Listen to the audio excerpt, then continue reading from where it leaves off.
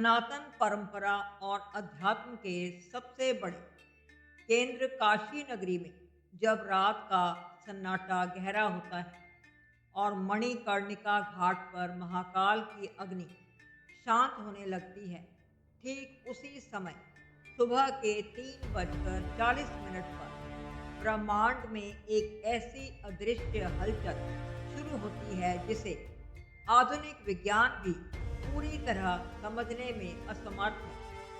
इस विशेष समय पर आकाश गंगा की ऊर्जाएं और पृथ्वी का चुंबकीय क्षेत्र एक अत्यंत दुर्लभ कोण पर मिलते हैं, जिसे हमारे प्राचीन ग्रंथों में शिव का मौन नाद कहा गया है। यह कोई सामान्य मोटिवेशन या टाइम मैनेजमेंट की कहानी नहीं है, बल्कि काशी के एक लुप्त हो चुके प्राचीन शिव पुत्र का वह निचोड़ है जो भाग्य को 3 साल या 3 महीने में नहीं, बल्कि घड़ी देखकर मात्र 3 मिनट में बदलने की क्षमता रखता है। हम में से अधिकांश लोग सुबह उठने की सलाह तो सुनते हैं, लेकिन कोई यह नहीं बताता कि आँख खुलते ही उन जादुई पहले 3 मिनटों में अपने भीतर सोई हुई ब्रह्मांडीय ऊर्जा को कैसे सक्रिय करना है। यदि आप सुबह उठकर भी वही मानसिक तनाव, चिंता और मोबाइल स्क्रीन की दुनिया में खो जाते हैं, तो आपने केवल समय बदला है, अपनी चेतना को नहीं बदला। प्राचीन शास्त्रों का एक परम सत्य वाक्य है, यथे पिंडे तथा ब्रह्मांडे, अर्थात जो कुछ भी इस अनंत ब्रह्मांड में व्याप्त है, वह सब कुछ सूक्ष्म रूप में आपके इस भौतिक शरीर के भीतर भी मौजूद है। परंतु आधुनिक जीवन शैली, कृत्रिम रोशनी और अनियंत्रित विचारों के कारण हमारा शरीर उस सर्वोच्च ब्रह्मांडीय फ्रीक्वेंसी से पूरी तरह डिस्कनेक्ट हो चुका है। हम एक ऐसे रेडियो की भांति हो चुके हैं जिसका एंटीना तो बहुत बड़ा है, लेकिन वह सही सिग्नल नहीं पकड़ पा रहा है। काशी का यह गुप्त विज्ञान बताता है कि पूरे 24 घंटों में से केवल 48 मिनट की एक ऐसी विशेष अवधि होती है जिसे ब्रह्म मुहूर्त कहा जाता है, जब वायुमंडल में ओजोन परत की स्थिति और ब्रह्मांडीय किरणें इस प्रकार संरेखित होती हैं कि हवा में केवल ऑक्सीजन नहीं, बल्कि साक्षात प्राण तत्व प्रवाहित होता है। यदि कोई साधक लगातार 21 दिनों तक इस प्राण तत्व को एक विशेष 3 मिनट की विधि से अपने भीतर समाहित कर ले, तो उसके द्वारा बोले गए शब्द पत्थर की लकीर बन जाते हैं और उसकी इच्छाएं वास्तविकता का रूप लेने लगती हैं। इस गहन विज्ञान की गहराई में जाने के लिए हमें सबसे पहले शिव तत्व के वास्तविक स्वरूप को समझना होगा, क्योंकि शिव कोई साधारण आकृति नहीं, बल्कि चेतना का एक अनंत प्रवाह है।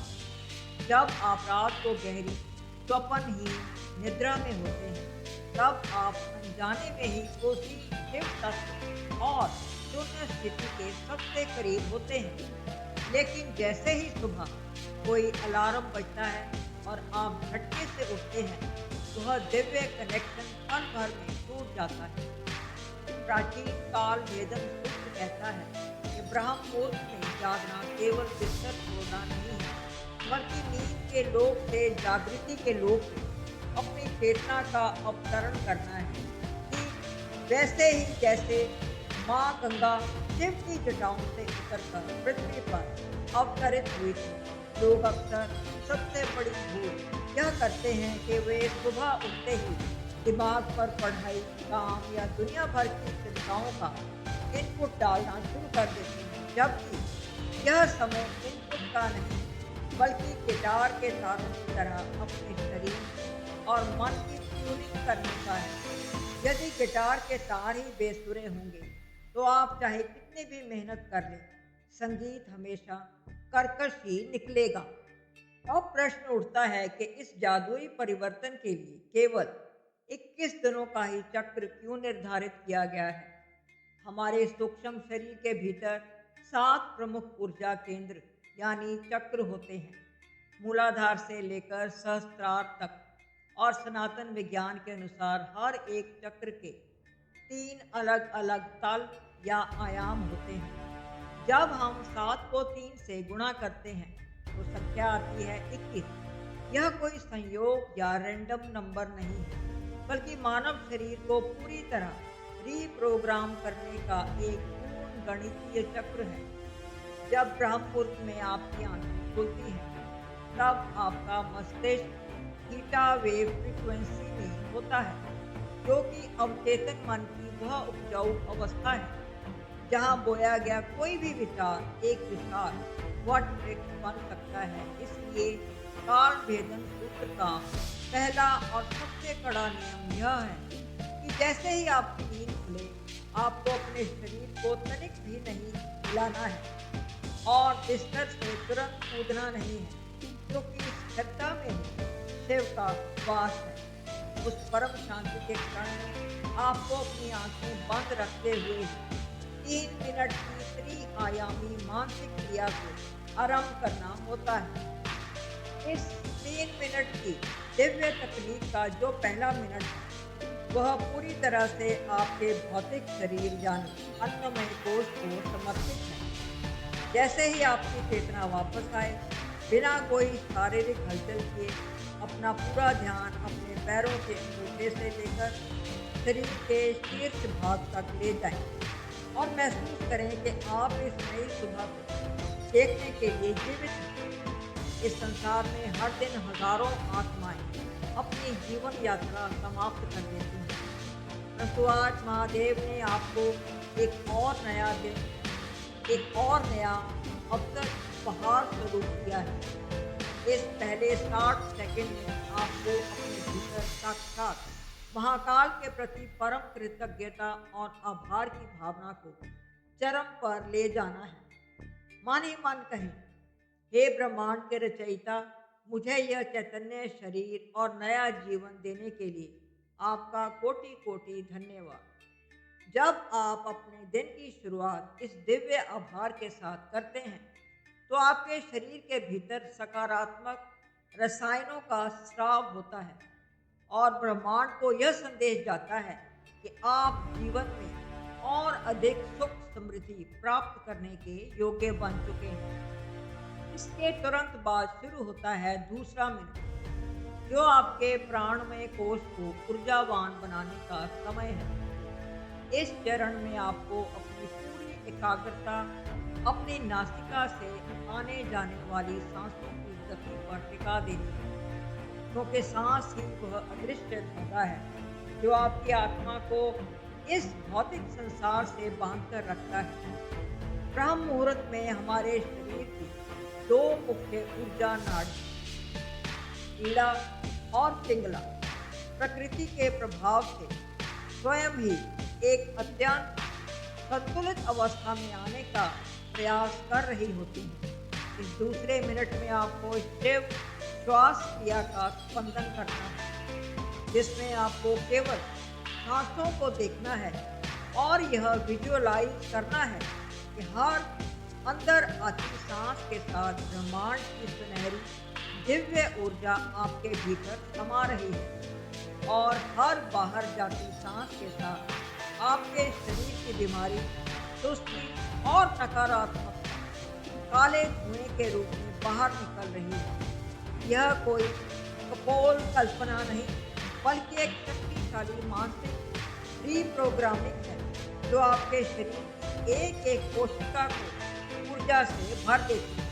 अब आता है अंतिम और सबसे चमत्कारी तीसरा मिनट, जो आपके मनोमय कोश यानी आपके सबकॉन्शियस माइंड की जादुई खिड़की है। इस समय जब आपका शरीर पूरी तरह स्थिर है और सांसें एक लय में आ चुकी हैं, तो आपका दिमाग एक बिल्कुल कोरे और साफ कागज की तरह होता है। इस तीसरे मिनट में आपको अपने जीवन का मुख्य संकल्प बोना है, परंतु यहाँ पर अधिकांश लोग एक बहुत बड़ी गलती कर बैठते हैं।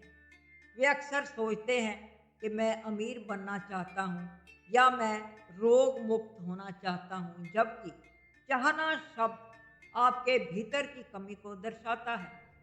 काशी का गुप्त सूत्र कहता है कि इस समय आपको अपने संकल्प को वर्तमान काल में ऐसे दोहराना है मानो वह घटना घटित हो चुकी हो।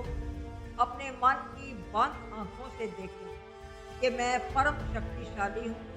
मैं अपने जीवन के सर्वोच्च लक्ष्य को प्राप्त कर चुका हूँ और महादेव की कृपा सदैव मेरे साथ है। इस दृश्य को इतनी स्पष्टता और गहराई से महसूस करें जैसे आप कोई उच्च गुणवत्ता वाली फिल्म देख रहे हैं। जब इस शांति में यह बीज बोया जाता है तो प्रकृति के पांचों तत्व उसे साकार करने में जुट जाते हैं।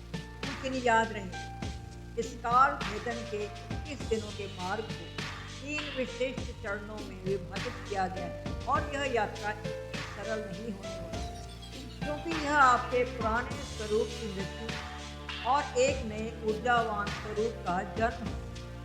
पिछले चरण को शास्त्रों में विषपान काल कहा गया है, ठीक वैसे ही जैसे समुद्र मंथन के समय अमृत निकलने से पहले भयंकर हलाहल विष निकला था, जिसे स्वयं नीलकंठ ने अपने कंठ में धारण किया था। वैसे ही जब आप इस साधना को शुरू करेंगे तो शुरुआती 7 दिन आपका शरीर और मन भयंकर विद्रोह करेंगे। आपको अत्यधिक आलस्य आएगा, सिर में भारीपन महसूस होगा और वर्षों से दबे हुए पुराने नकारात्मक विचार और भावनाएं अचानक सतह पर आएंगी। आपको लगेगा कि यह सब छोड़कर वापस सो जाए, परंतु यही वह परीक्षा की घड़ी है जहां आपको नीलकंठ बनकर अडिग रहना है। इस पहले सप्ताह का एक अनिवार्य नियम यह है कि जागने के बाद अगले 1 घंटे तक आपको किसी भी मोबाइल या डिजिटल स्क्रीन की नीली रोशनी को अपनी आंखों में नहीं पड़ने देना है, क्योंकि यह प्रकाश आपके पीनियल ग्लैंड की सक्रियता को पूरी तरह नष्ट कर देता है। जब आप सफलतापूर्वक पहले सप्ताह के अवरोधों को पार कर लेते हैं, तब 8वें दिन से दूसरे चरण की शुरुआत होती है, जिसे अघोर दृष्टि या परम अवलोकन काल कहा जाता है। अघोर का अर्थ है जो घोर ना हो, जो बिल्कुल सरल, शांत और द्वंद्व से परे हो। इस चरण में आपके मस्तिष्क में नए रचनात्मक विचारों का प्रवाह अचानक बहुत तेज हो जाएगा और साथ ही कुछ पुरानी यादें भी सामने आ सकती हैं। शास्त्रों का निर्देश है कि इन विचारों से लड़ना नहीं है और ना ही इन्हें पकड़ना है, बल्कि गंगा के घाट पर शांत बैठकर बहते हुए पानी को देखने की तरह आपको केवल एक दर्शक बनकर इन विचारों को बहते हुए देखना है। इस चरण के दौरान आप अपने भीतर एक अभूतपूर्व मानसिक शांति का अनुभव करेंगे और आपके व्यक्तित्व में यह बदलाव आएगा कि जो बातें आपको पहले क्रोधित करती थीं, अब वे आपको अत्यंत तुच्छ और व्यर्थ लगने लगेंगे। इस फेज में अपनी ऊर्जा को हृदय चक्र तक उठाने के लिए उन 3 मिनटों की क्रिया के बाद अगले 5 मिनट के लिए मन ही मन ओम नमः शिवाय ध्वनि तरंगों का मानसिक जाप अवश्य करें, जो आपके संपूर्ण आभा मंडल को शुद्ध कर देता है। अंतिम चरण जिसे शिव आयुष्य या अलाइनमेंट कहा जाता है, यह वह अवस्था है जिसका इंतजार हर आध्यात्मिक साधक को होता है। इस चरण में पहुंचते ही आपको सुबह उठने के लिए किसी अलार्म की आवश्यकता नहीं पड़ेगी, बल्कि ठीक 3:40 पर आपकी आंखें खुद ही अत्यंत ताजगी के साथ खुल जाएंगी। इस समय आपकी संकल्प शक्ति इतनी तीव्र हो जाती है कि आप जिस भी व्यक्ति या कार्य के बारे में सोचते हैं, उससे जुड़े रास्ते, प्रकृति अपने आप आपके सामने खुलने लगती है और जिसे लोग चमत्कार कहते हैं, वह वास्तव में आपकी चेतना का ब्रह्मांडीय तरंगों के साथ एक सुर में मिल जाना है। परंतु इस ग्रंथ के अंत में एक अत्यंत गंभीर चेतावनी भी अंकित है। ये संचित की गई ऊर्जा केवल उसी के पास टिकती है जो उसका सम्मान करता है। यदि 21 दिन पूरे होने के बाद आप फिर से अपनी पुरानी तामसिक आदतों, देर तक सोने और समय नष्ट करने की दुनिया में लौट गए, तो यह प्राप्त की गई कॉस्मिक एनर्जी धीरे धीरे लीक हो जाएगी, अर्थात समाप्त हो जाएगी। दिन के 1440 मिनटों में से मात्र 3 मिनट आपके भाग्य के लेखन के लिए निकालना कोई बड़ी बात नहीं है। हर सुबह की 3:40 की वो दिव्य घड़ी आपका इंतजार कर रही है। आलस्य को त्यागिए और अपने भीतर के रचयिता को जगाइए। यदि आप इस बार निधन यात्रा पर चलने के लिए तैयार हैं तो कमेंट बॉक्स में हर हर महादेव लिखकर अपनी हाजिरी अवश्य बताएं और इस परम ज्ञान के प्रवाह से जुड़े रहने के लिए हमारे चैनल को सब्सक्राइब करना ना भूलें। धन्यवाद।